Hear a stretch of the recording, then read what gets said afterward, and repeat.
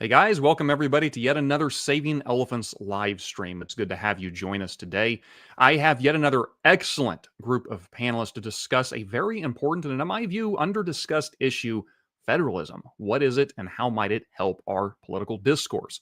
I'm going to bring on our panelists one at a time. We have here first, straight from the Acton Institute, Dan Huger. Dan is the librarian and research assistant at Acton Institute. And Dan, if I'm not mistaken, are you not also the host of Acton Line, the podcast? I am now officially the host of Acton Line podcast. We made a transition back in June to a video podcast, and yeah, I've been doing that once a week since ever since about then.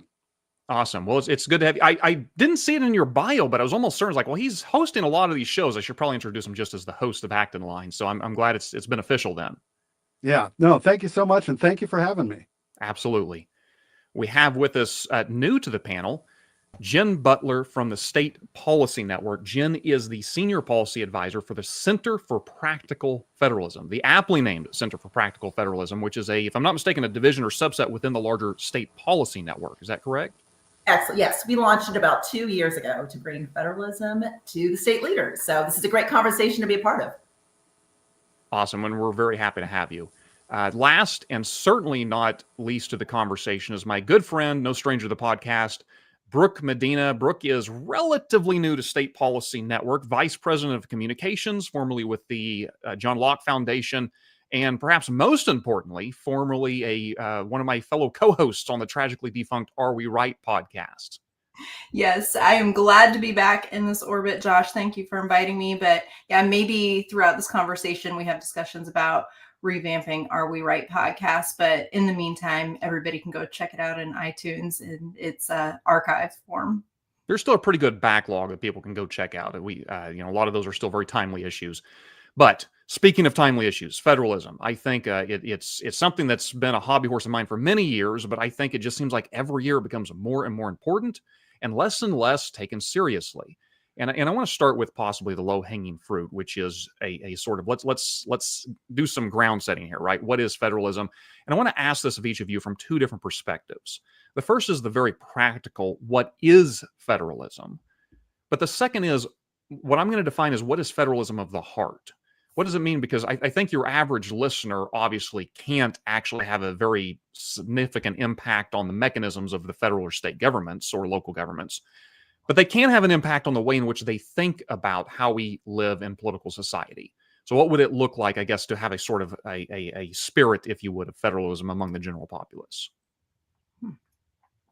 That's an excellent question. I think that I'd be curious to hear what Dan and Jen's takes are on this. And it's provocative to ask what a federalism of the heart is. I think just from a very nuts and bolts practical perspective, federalism is really defined and outlined in the 10th Amendment of our U.S. Constitution about those rights that are not explicitly spelled out as responsibilities of the federal government belong to the states. And that gets at that next question of what is federalism of the heart? And that has to do with the fact that people are born to live in community. They're not, the government is a sort of outside of the natural order of things institution that was set up by people to ensure that we're able to engage in society. But before that, it's about community. And so when we're thinking about how people are created and mankind is created, we're communal creatures and beings, and that should and best happens at the local level. And so our posture is heart-wise ordered toward those nearest to us. Burke called that our little platoons. And so that's my initial thought on it, but love to hear from Jen and Dan on this. I'm sure that's all you, Brooke, but I don't know if you're evoking Burke's name so soon in the conversation because you're on a Saving Elephants podcast, but I'll get you some brownie points for getting just a few minutes in, getting Burke's name out there. So I do have a simple question from getting at the federalism of the heart. I think everybody has to ask themselves, who do they want to make decisions and control key things that impact your family, your children, your parents' lives? Do you want somebody in Washington, D.C., some faceless bureaucrat that are making key decisions, controlling key programs, controlling how money is sent and how tax money is spent? Or would you rather have it with somebody that's at your city council, in your state legislature, on your county commission, right? We know that people in our own communities are best positioned to make decisions about the programs that impact you. So, getting back to what Brooke mentioned about the Constitution, really federalism isn't about who has the power. It's about how the power is divided and checked, right? And so it's not necessarily about states having power. It's about the power needs to go back to the people, right? It is about people. Who is best positioned to make decisions that impact your life?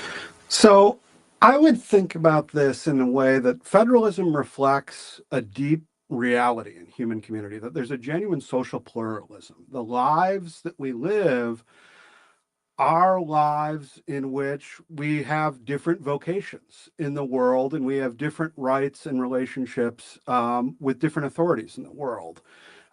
We have a federal government, and I am just as much an American as I am a Roman Catholic, as I am a citizen of the great state of Michigan, as I am a resident of the city of Grand Rapids. None of these is better or worse than the other. They are all part of the social fabric of our lives, and they all have legitimate roles in furthering the common good for all people. So I think one of the things, and if you look at historically how things like federalism arise, you have, part of the history of sort of the West is plural sets of institutions, of church, of state, of families, often living side by side and shaping the lives of everyone. And it's that friction and that space between those jurisdictions that creates the sort of amazing tradition of freedom and prosperity that we've seen in the West. And that social pluralism is something that is part and parcel of what it means to be a part of our civilization, and the greatest aspects of sort of Western civilization, American civilization, and our down and dirty community life. I think there's a lot to chew on there, and thank you guys for that. I do want to add a fourth voice to the conversation, which is from his most excellent book, American Covenant, Yuval Levin. It's redundant to say his most excellent book. They're all excellent, Yuval Levin's books.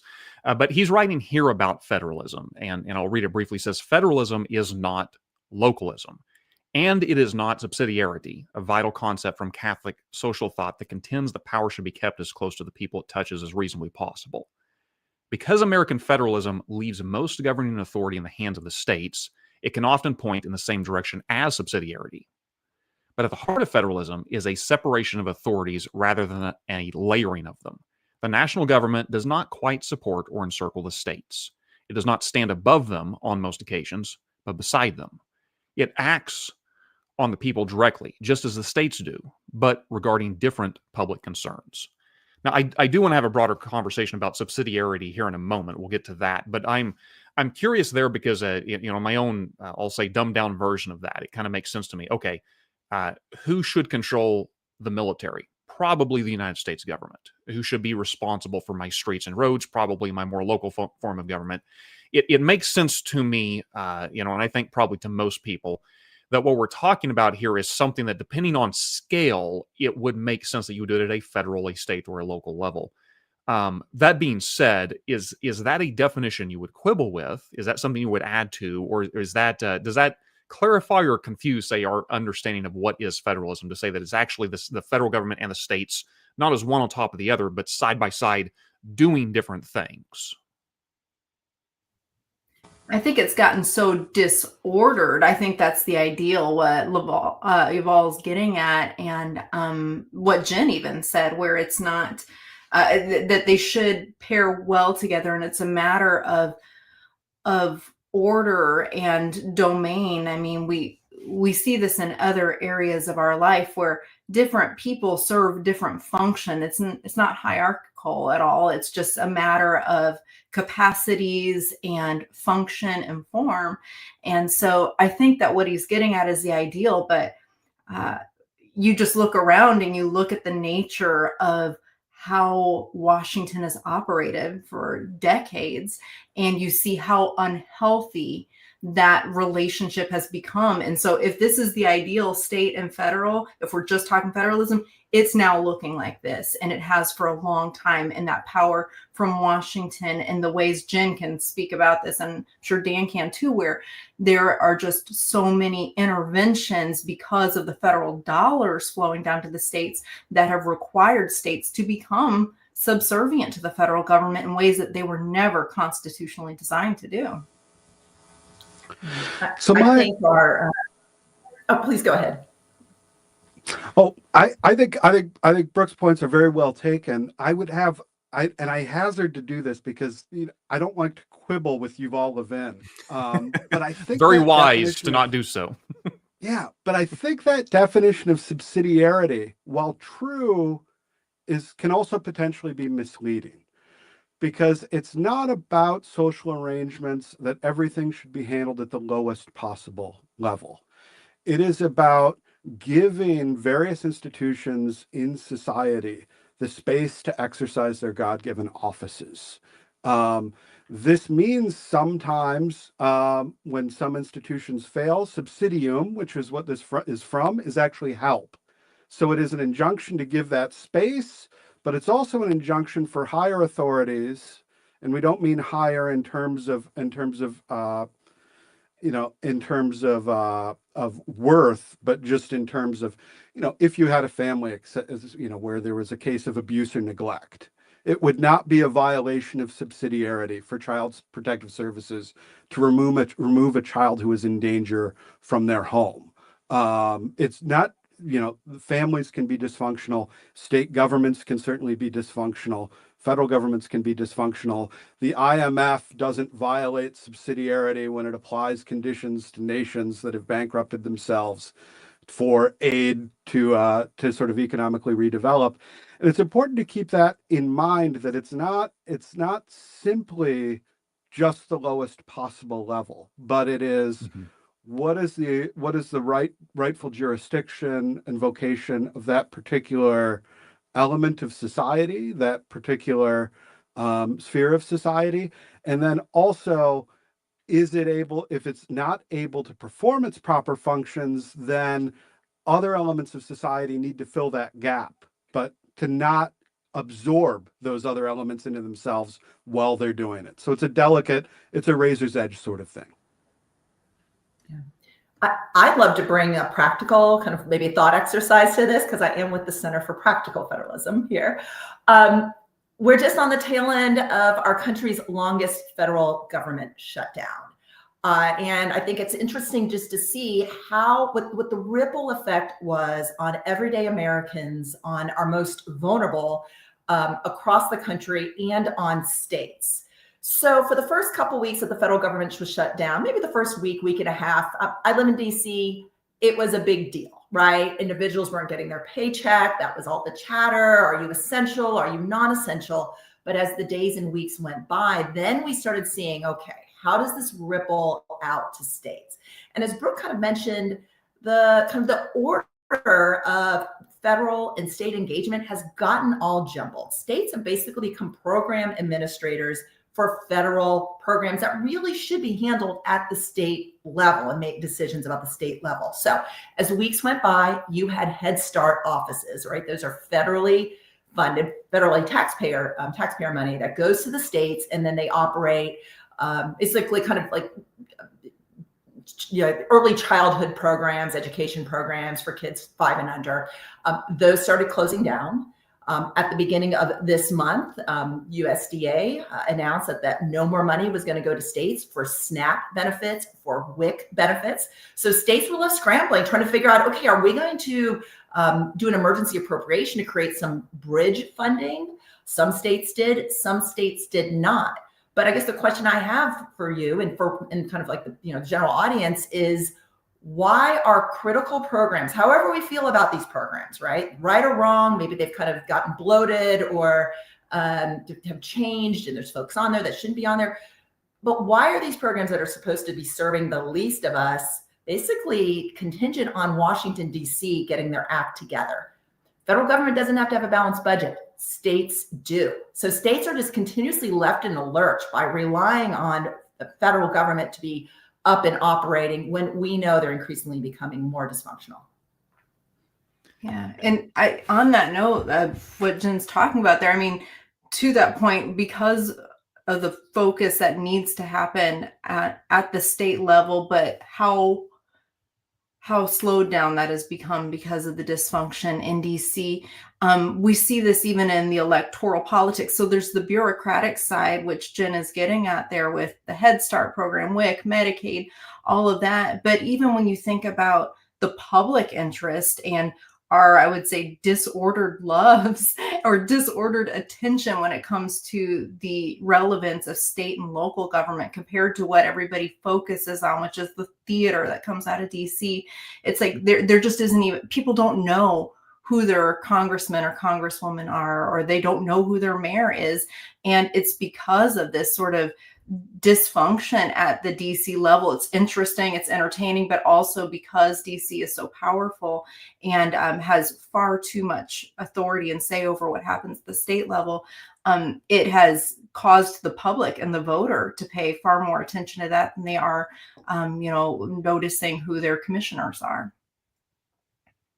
One of those things where I think it's very important that, and Jen pointed this out, is when these government functions are absorbed, whether they be sort of law enforcement functions, whether they be social services provision, it absorbs these subsidiary elements of society and crowds them out. And it crowds them out not only at the levels of like state and local government, but at the level of nonprofits and civil society. A lot of this funding, it affected state budgets, of course. It also affected groups like Catholic Charities. It affected all sorts of sort of civil society groups that have come to depend on federal funds to do their work. And that's very, very troubling when it does that. And it also, creates, I think maybe at the core of this problem is the fact that the federal government has the ability to take on debt. As Jen alluded to, the states don't have that same sort of leverage that the federal government has to take on debt to fund these programs. And it also doesn't have the sort of, while it has many of the same taxation powers, it doesn't exercise them as robustly as the federal government does. And it can't, because the tax burden on those citizens, they can only get by in the world with, so much being taken by state and local government. And so the federal government crowds that out on that end too, not only in absorbing the duties, but in its extension of taxation and debt prerogatives. I do. So go ahead, Jen. I was going to tag on just really quickly. I always like to remind folks when I'm talking to them about kind of this federal state dynamic. A lot of times states are complicit in this. They actually like not having to be in the driver's seat. And it's almost like this unspoken kind of agreement that, oh no, we can't do that. The Fed's requiring us to do X, Y, Z. And so I want to make sure folks understand that there is a lot of power. States do have the ability to push back on the feds. It's not a situation of them, the federal government absorbing things. A lot of times they are incentivized to agree to that absorption. My challenge here is this conversation, which is both excellent, is going in two divergent directions. I am super tempted, Dan, to double down on the subsidiary talk, which I'll circle back to here in a minute. That's why I wanted my Roman Catholic friend on the show, because I figured you could talk to that far more authoritatively and defend it vigorously, which you have. But to Jen's point, practical is the way to go, I think, in a lot of this conversation. And I wanted to bring up some, I don't know if it's fair to call them common, but maybe not even arguments against a federalist model or a reinvigoration of state power, but sort of practical hurdles to get there. And we're kind of talking about it now, the capacity of the federal government to generate debt in a manner that states cannot, or at least cannot without far more immediate consequences. This seems to me not an impossible, but an extremely difficult hurdle to overcome. Like at a 1,000-foot view, how do you actually change a situation in which we get the government we're truly paying for, right?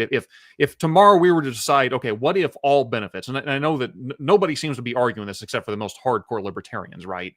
But what if all benefits were directed just to local governments or states? What if Social Security, Medicare, Medicaid, things of that nature? I literally don't know how we would do that because we're living on borrowed time anyways. We're funding these things via debt. Now that's, I know what we're talking about with SNAP's benefits and other more local programs. Maybe there's more practical ways to get through that. But how much of our inability, say, to wrangle debt at a national level prevents us from truly embracing a federalist reform?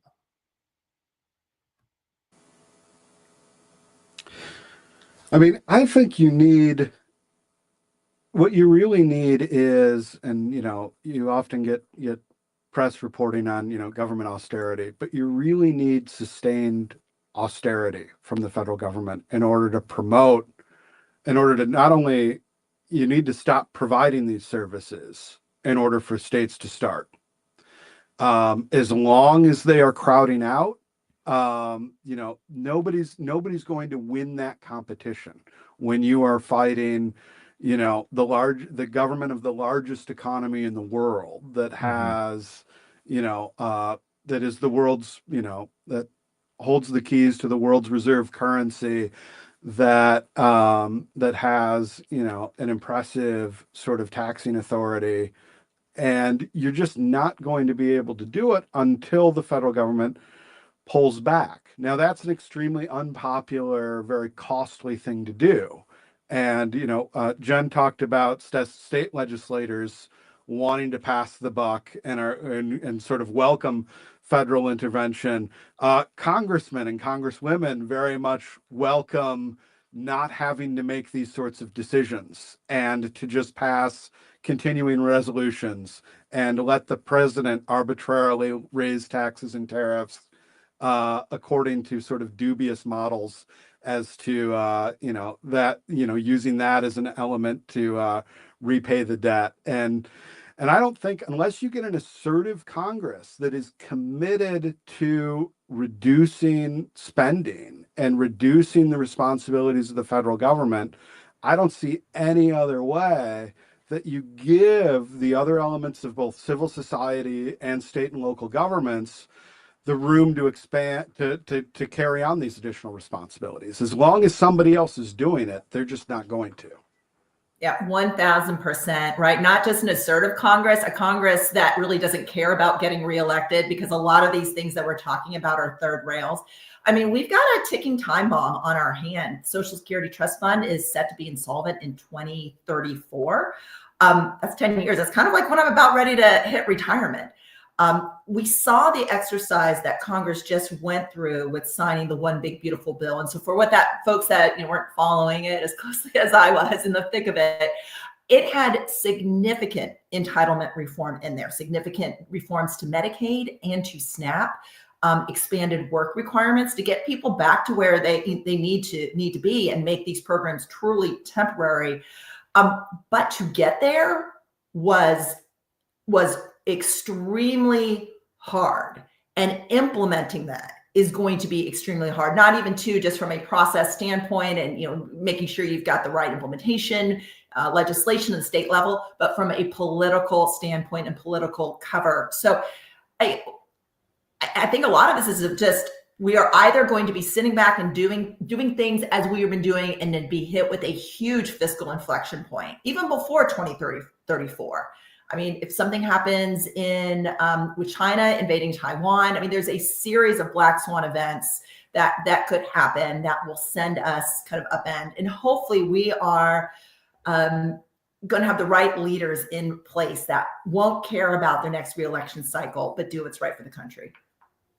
Yeah. And thinking about what can happen at the state level to push back against what is happening in Washington, because the states do still have power, but they have to actually work for it, right? And start, they're going uphill in a lot of ways.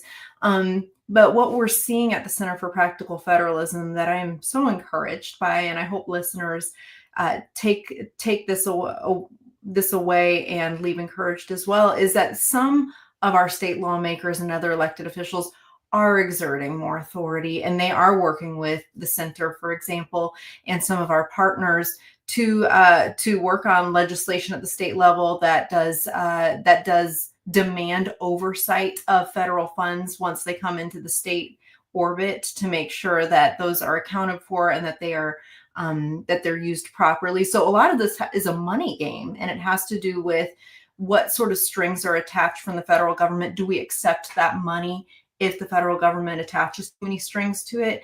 And is it politically feasible for us to sustain sort of the onslaught of maybe the Healthcare Association and others who are take the Medicaid example, for example? Is there enough political will at the state level to really push back on these things and make sure that lawmakers and other electeds are actually standing up for the taxpayers at the state level? So what CPF's work has been doing has been to highlight those federalism heroes, is what we're calling them, who are actually pushing back against the federal government and holding them accountable.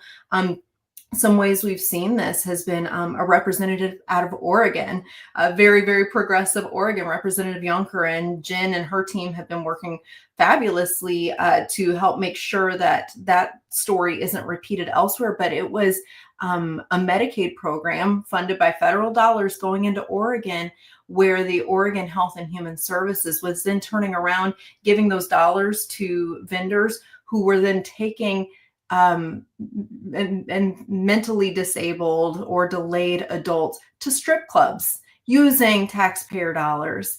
And so it was preying on the most vulnerable people, and there was not accountability until Representative Yonker and others started pushing for that. And so it takes courageous lawmakers and other elected officials to push back against this, and it's possible, but you need more of those. And so that's one of the things that we've been working on, is making sure that those folks have the encouragement and the resources and tools they need to be able to stand up to the feds and sometimes their own state's health and human services departments.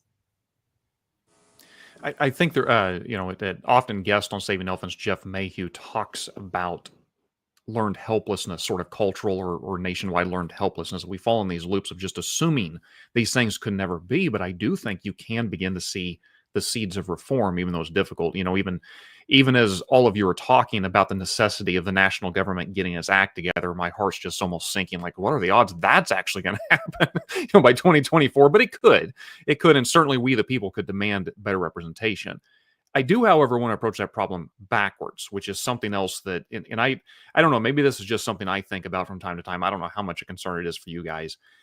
But if we're talking about reinvigorating federalism, taking serious the giving back to states and local governments their authorities, their abilities, I'm thinking here from my perspective, my day job is I work with the state of Oklahoma in the state auditor's office. I do mostly quality assurance, but I do, of course, get to hear a lot of the juicy details of the crazy stories that go on in local governments. It wasn't that long ago, a reporter in a county courthouse left the county courthouse room and deliberately left a recording device on, thinking they could get some juicy details, which they did. One of the county commissioners and the district attorney were openly talking about hiring a hitman to murder the reporter. There was a county sheriff, not nearly as awful a story, but just sort of demonstrates the kind of people we're talking about. Sometimes a county sheriff, we asked him to sign a document. He reached into his pocket, pulled out his badge, looked at it, and then put it back in his pocket. And the only thing it said was his name and sheriff. And as the manager said, I think he knew how to spell his name. I think it was the word sheriff he's having a hard time with. Now, let me be clear. There's a lot of very bright, wonderful people that work in local and state government in Oklahoma and all over the country. I'm not saying that's indicative of everybody. But I do think that sometimes we suffer from a sense of, well, wait a minute. If the professional bureaucrats aren't doing this job, we're going to turn it over to these yahoos? Like, really? Those are the people that's going to get their act together? And I wonder sometimes if it's a matter of lost muscle memory, right? There's so many decades or generations you can go through where the states, local governments are no longer doing these functions, that we don't elect individuals who see people accountable that can do them. So I guess I'm just wondering, can we speak to that? Is there a sense in which we're talking about a broader problem than just the U.S. government getting its act together, but sort of a failure of leadership all the way down?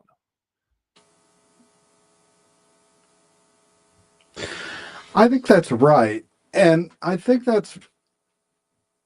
so part of this is how do you develop a vibrant civic life where you've seen a decline in local media, so there's a lot of local accountability and pressure that used to be there that is no longer there. You get an increasingly polarized politics where people get a letter behind their name and all of a sudden the argument's made for them. And they don't have to do these sort of nuts and bolts politicking. I was reminded, I mean, you see this very much in my congressional district. My congressional district was the congressional district of Jerry Ford, and then after him for many years of Paul Henry. And these were very much consensus politicians that their goal was to get between 60 and 70% of the vote in their district to get in. And they would do that. And they did that not by being the most conservative Republicans they could be, but by listening to their constituents, by trying to serve the public interest, and by cultivating really good relationships with people in their communities. And you don't see that anymore. The game now is to get that 50 plus one. And in that sort of environment, you're not rewarding that sort of, you're looking to not build up civic participation, but to sort of degrade it to its lowest common denominator. And you're not really focused on winning for your constituents so much as winning for your constituency. And I think that's a very deep-seated problem. Yeah, I think also, this gets back to a biblical example of, the people of Israel wanting a king. And so they demanded a king, and, gosh, God said, there you go. How you like that king? And it gets at where I would say the American public's hearts are. And it's like, we get the capitalism we deserve. We get the type of leaders we deserve. And this does get at more of, I'm not into, individual shaming, because some of this is just a failure of leadership, but also it is incumbent upon us to demand better and expect better. But we like the bread and circuses in a lot of ways, we being the electorate. And so there is that component, but there's also a component of fear that happens that drives the headlines, and it drives a lot of people's voting decisions.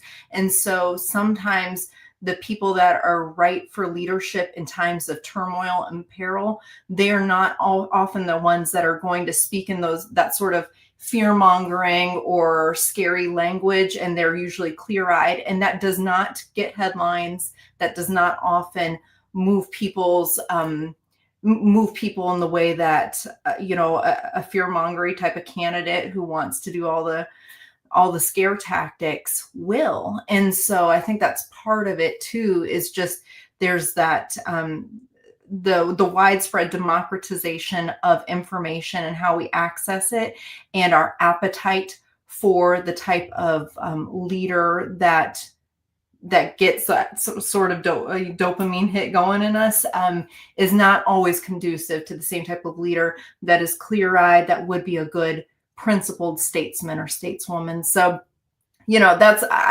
we could boil the ocean all day and talk about how to fix that. And I think really it's going to just boil down to individual communities starting to demand better. So that does happen at that very local level, first and foremost, I think. But that's part of the problem too, I'd say. Yeah. You mentioned, like, how would we hand over power to these yahoos in our backyard? And sounds like you guys have interesting things going on in Oklahoma. I think if you're on social media, just, even just for 10 minutes, seeing what Congress is doing, there's yahoos in Congress, unfortunately. I mean, it's just human nature. But there's some serious, thoughtful people there that I'm hoping going into this next year, right, this year as we're celebrating our country's 250th anniversary, that we really step back and think about what does this American experiment mean, right? And whatever role you serve in your community, whether you're elected or even just raising your family, what does it mean to be part of America and your responsibilities to this country and to the future of it? Something I've been pondering about. Don't have necessarily the answers, other than I'm hoping that this will be a moment. The other thing too, just to get back on a very practical example to maybe illustrate where you had a lot of expertise, centered in Washington, but it started to be distributed in the states, is in environmental policy. So in the early 1970s, when the EPA, the Environmental Protection Agency, was stood up at the federal level in response to just really bad environmental conditions throughout the country, there might have been one or two state that had some sort of environmental protection agency responsible for clean air, clean water. Over the years, as DC has built up the EPA, and it is huge. If you've ever been in DC, like the offices of the EPA are just blocks and blocks, humongous, like lots of people in there. But states have begun had to then stand up their own EPA. And I forget the stats right now, but I mean, if you take the collective budgets of state EPAs, I mean, they are in the billions of dollars. So you're starting to get expertise like built in the states. And, we've been talking about from Center for Practical Federalism is that we want to always remind folks in DC, there are states, there's state experts. These federal folks talk to the state folks. We need to be looking for these bridges to begin carving things out that the feds take care of and handing it over to the state, almost like a baton, right, in a relay race, handing it on over that they can take it with and run with it, because that expertise has been built up over the last several decades. So let me, and you mentioned in the EPA, kind of remind me maybe a good example of this, Jen. By the way, I appreciate that you're always here with a practical response, as I would expect nonetheless from the Center for Practical Federalism. Maybe the only other critique off the top of my head I could think of federalism, or of this idea of taking federalism serious, comes from our friends on the left, who will often listen to these arguments and grant a lot of the argument. But at the end of the day say, look, I cannot abide this idea that if we were to turn all this power over to the states and relinquish it from the federal government, what about those states that don't play ball? What about this? What if the state of Oklahoma says, you know what, maybe SNAPs isn't necessary? What about the state of Texas that says, you know what, maybe we value our economic prosperity above any environmental concern? How do we, and I'm asking this from the angle of not so much whether we do or do not agree with that critique, but it would seem to me that if we're going to actually have a reinvigoration of federalism, we're going to have to find a way to reach our friends on the left and express this in a way that they too see value in it, that they too see, okay, I understand, even though we may not agree on all things, I can see why working toward this is actually in both of our best interest. There's way too much about our politics as a winner's take all. It all has to be, my side gets everything at once and your side gets nothing. How do you respond to an individual who says, look, it sounds like if you're talking about federalism, what we're really talking about is people are going to be hurting because we can no longer control things at a central national location, and I just can't abide that. That seems immoral to me. I think one of the ways you could reassure folks like this is to just reassure them that federalism is not our highest political end. That there are certainly times in this nation's history, we think about Civil War and Reconstruction, we think about the Civil Rights era, where human liberty itself was at odds with a principle of federalism. And I'm very comfortable saying that human dignity trumps federalism. That if there is a state that violates human dignity, that fails to render justice to its people, that I don't have problems with, and this gets into sort of Catholic social teaching and subsidiarity, with some other order in society, be it the federal government or civil society, pushing back on states in order to render help and to guarantee the dignity of persons. And I think you need to make an argument that federalism is really, really important because it is a genuine expression of social pluralism And of course, like all elements of society, state governments, local governments can become corrupt, can need correction, can need aid. And that, you make the case, and you don't make the case that, this is an absolutist states' rights argument, but rather that for all of the sort of things that we talk about civil society and all of the good things in human private life, properly functioning local authorities enhance the common good. And yes, there are circumstances where that is abused and where that might need to be corrected, but we'll take those on a case-by-case basis. But that our default position should be some deference to local authorities, because they have their own vocation in the world and they have their own contributions to be made to the common good, and they're being crowded out now and they're not able to make those contributions. And we shouldn't let the fear of their potential abuse we'd everything to be absorbed, and we'd all of society be sort of absorbed into the federal state. Yeah. I do have some good news on this front. You're asking, like, how do we reach out to, friends on the left that might be concerned about, everybody becoming Texas.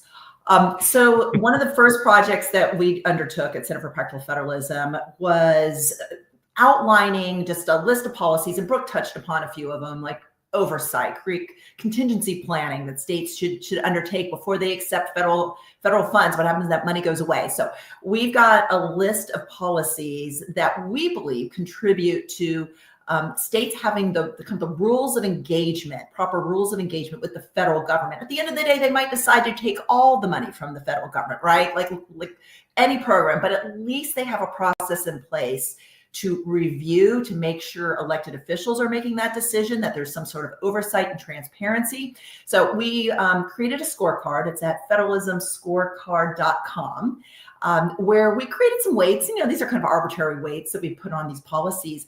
And we thought, all the red states are going to be, the top 10, the top half.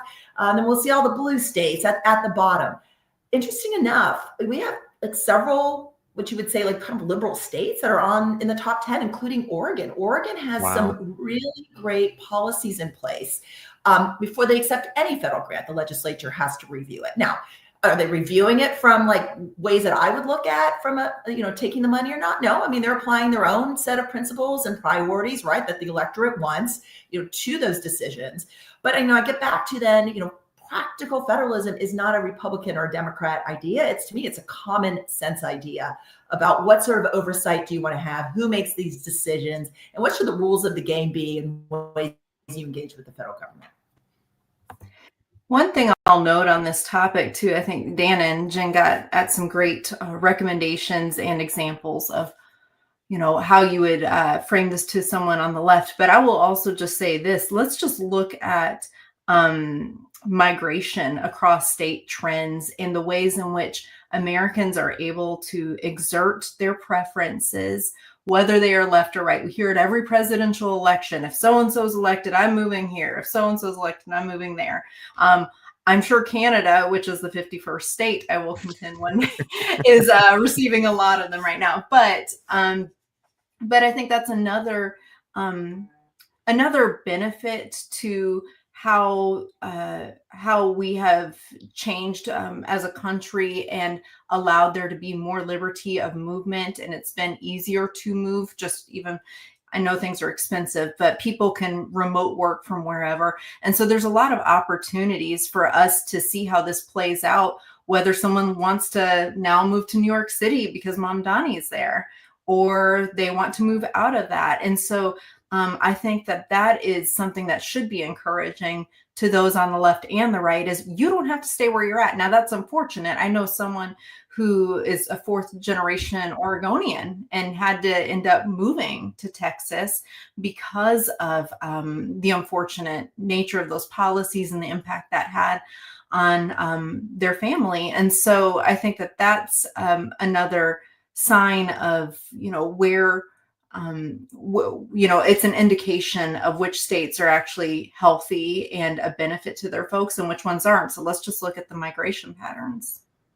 Yeah. And there's also been the beauty of, right, these laboratories of democracy. I love the idea of Vermont experimenting with single payer healthcare.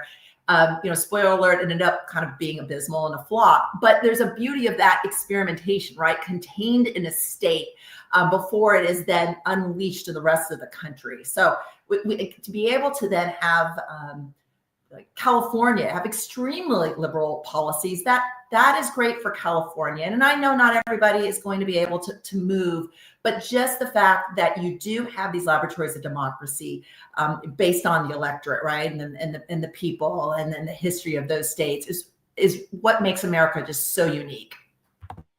I'm thinking here that I could have had an entirely separate 1 hour conversation probably with Dan about subsidiarity, because I did mention I want to return to that. And Brooke and Jen, if you guys have any thoughts, I am more than happy to have you chime in. But I wanted to give you a chance, Dan, in case you're chomping at the bits here. I'm an ignorant Protestant. Can you help me understand, not so much that, well, I guess I'm asking about the origin of the idea. Is subsidiary something that originates within Catholic theological teaching that eventually disseminates into the civil society and politics? Do they go hand in hand? Or maybe related to that, how does it get assumed into American culture? Because is it sort of an outgrowth of Catholicism that our founders embraced, or is it just coincidental and kind of after the fact of federalism, it was a happy coincidence that these things sort of worked together? Oh, this is a fantastic question. And you can see the origins of this. I was thinking about this. You can see the origins of this with Moses in the desert. And you literally have at some point, everyone is coming to Moses to resolve their problems because he is the lawgiver who is, given the law. And now he has to adjudicate all of this. And he very quickly becomes overwhelmed with this because there's a lot of folks wandering in the desert. And, and he receives some sage advice of, you put certain numbers of people over certain numbers of people to adjudicate this thing. So there's a biblical tradition of this. There is also a tradition of this in the history of the early church. So when the church itself is established, it is a minor sort of sect in Judaism. And it is very quickly persecuted by Roman authorities. And so they have to develop a parallel set of institutions to cope with that persecution. And then when Christianity is formally legalized and then made the sort of established church of the Roman Empire, you find bishops adjudicating by the canon law disputes that we would normally think like property disputes, the sort of things that we would never dream of taking to the church. People took to the church because the ancient world's just very different than the modern world. As the Roman Empire breaks down, this becomes a continuing trend, and you have these parallel institutions of common law, of canon law, that all of this is in the mix. We don't really get anything like our modern states until the early modern period, in early modern Europe. In Spain is where I would put this development. So there's this rich medieval tradition that is also, because this is the western half of the Roman Empire that disintegrates, this is sort of Catholic tradition. But this is something that's inherited by the churches of the Reformation, this historical legacy, this background. You have, in the Lutheran tradition, you get talk about the three estates. You have later folks in the Reformed tradition like Abraham Kuyper will talk about social spheres, taking some categories from German idealism, synthesizing them with Protestant theology. And all of this is happening at the same time. When this gets formalized in the Catholic Church, is really the modern sort of Catholic social teaching begins with Rerum Novarum. In the late 19th century, we have modern nation states. We have sort of the French Revolution. We have the rise of democracy.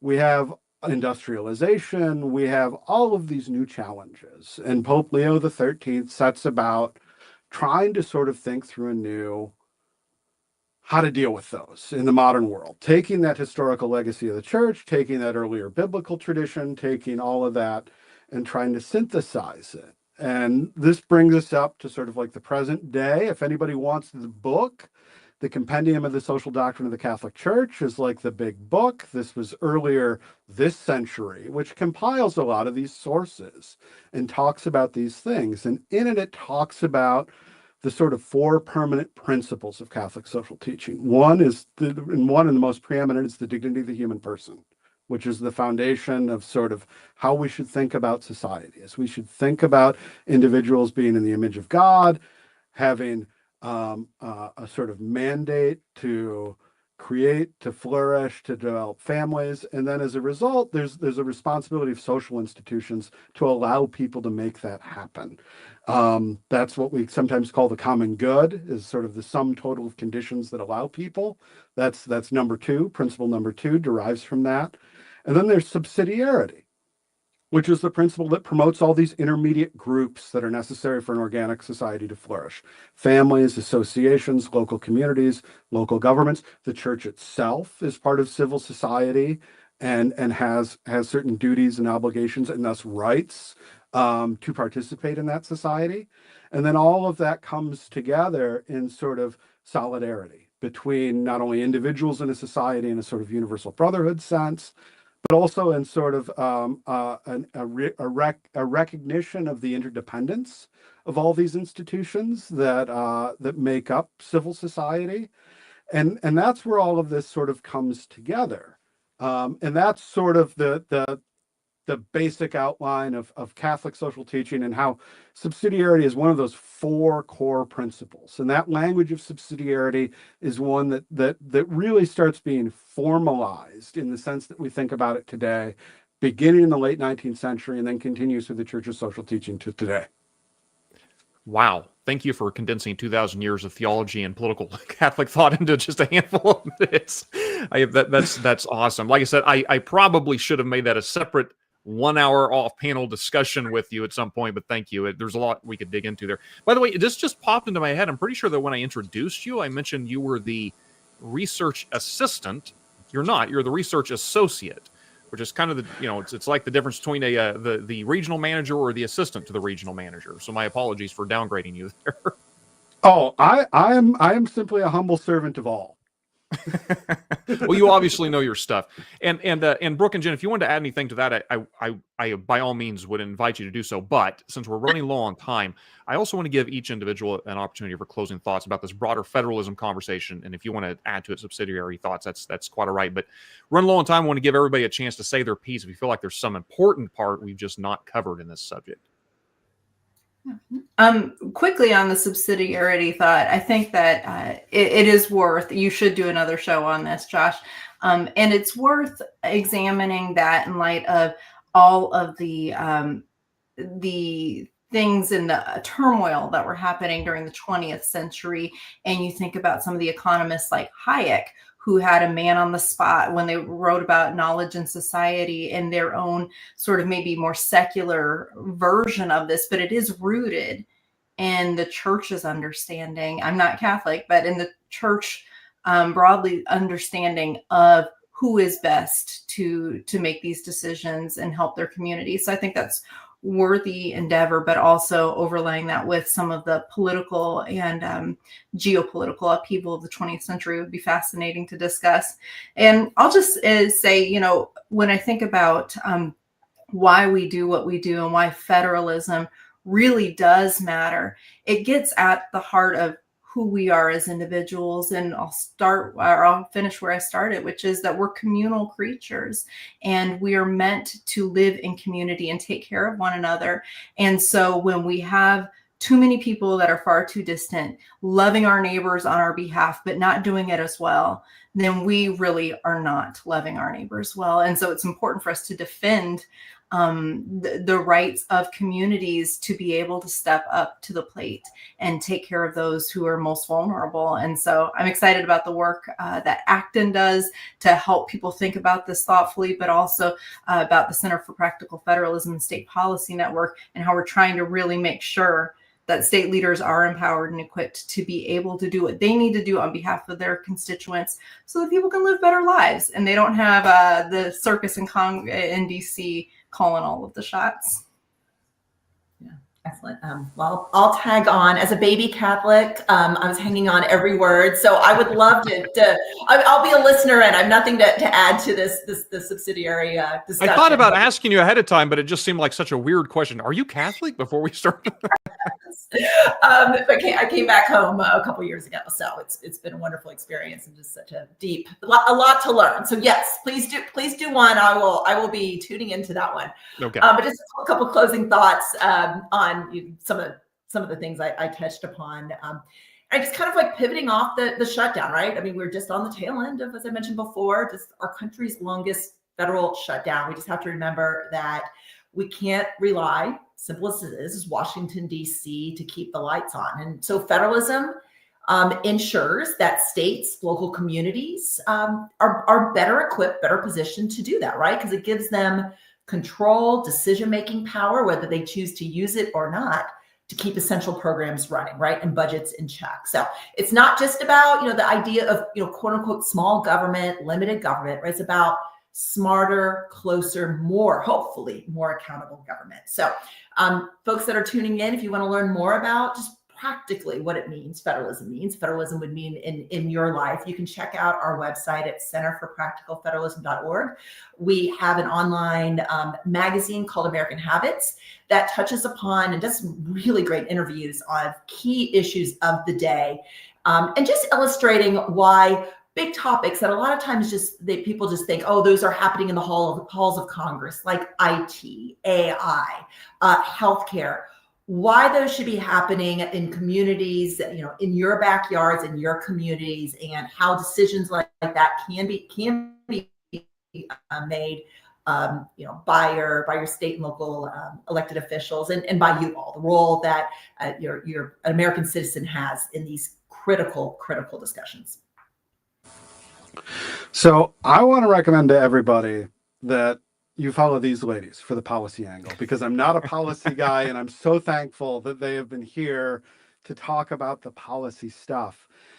But one of the things, we talked a little bit about subsidiarity, but the American tradition of federalism, I think, is an example of that. But I think it's also a very unique, very powerful, very American institution that is uniquely amazing and great. And people should go back to America's founding documents, read the debates, get immersed in that, where that comes from.